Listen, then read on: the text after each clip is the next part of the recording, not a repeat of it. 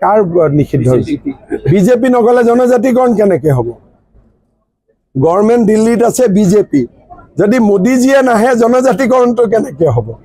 গতিকে নিষিদ্ধ বুলি কোনো কথা নাই মই অলপ পিছতে বিজনেছ গৈ আছোঁ আৰু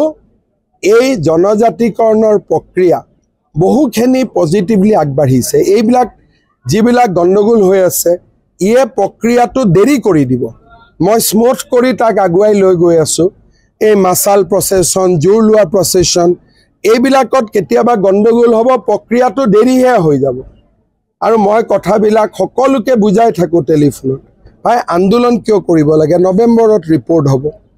নৱেম্বৰত ৰিপৰ্টত বেয়া কথা দেখিলে তেতিয়া আন্দোলন কৰক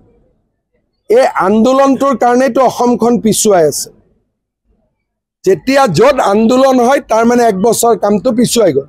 কাৰণ আন্দোলন হ'লে ক'ৰবাত গণ্ডগোল হ'বই সেইকাৰণে মই কৈছোঁ যে আন্দোলন কৰা বিশেষকৈ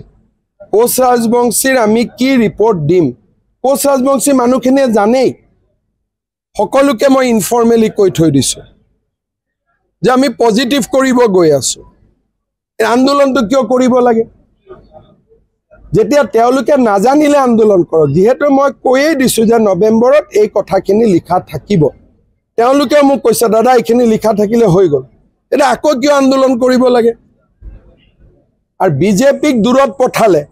বেলেগ পাৰ্টিয়ে কৰিব নেকি এইবিলাক কাম যদি বিজেপিক কোনোবাই ঠেলি দূৰত পঠাই দিয়ে বিজেপিৰো ক্ষতি হ'ব কিন্তু অসমৰ ক্ষতিও একেধৰণে হ'ব সেইকাৰণে মোৰ মতেদি আন্দোলনটো ৰাস্তা নহয় আলাপ আলোচনাৰ মাজেৰে আগবাঢ়িব লাগিব আৰু সকলো কথাতে দুটা পক্ষ থাকে চৰকাৰে দুইটা পক্ষৰে কথা শুনি আগবাঢ়িব লাগে নহ'লেতো সব কাম হ'ব বুলি আজিয়ে কৰিব পাৰি ৰাতি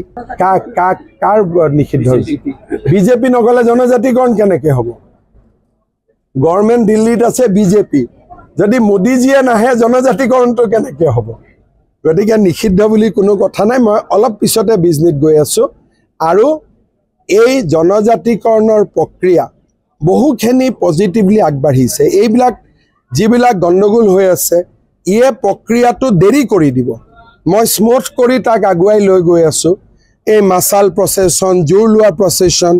এইবিলাকত কেতিয়াবা গণ্ডগোল হ'ব প্ৰক্ৰিয়াটো দেৰিহে হৈ যাব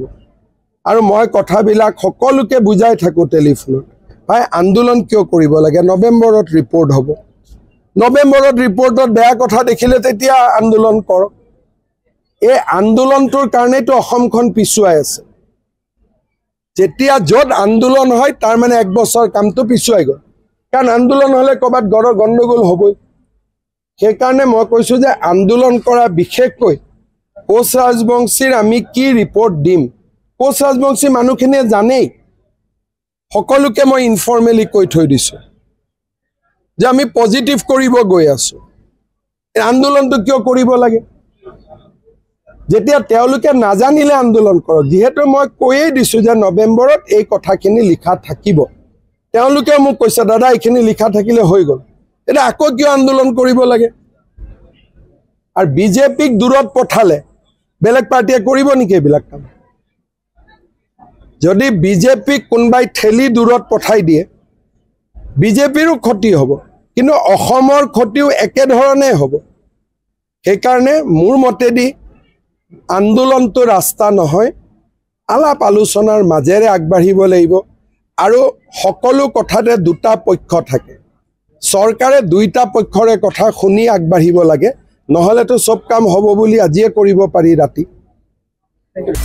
আপুনি বিচৰা বাতৰি পাব কেৱল নিউজ 18 এপত নিউজ 18 এপ ডাউনলোড কৰিবলৈ স্ক্যান কৰক এই QR কোড গুগল প্লে ষ্টৰতো পাব এই নিউজ 18 এপ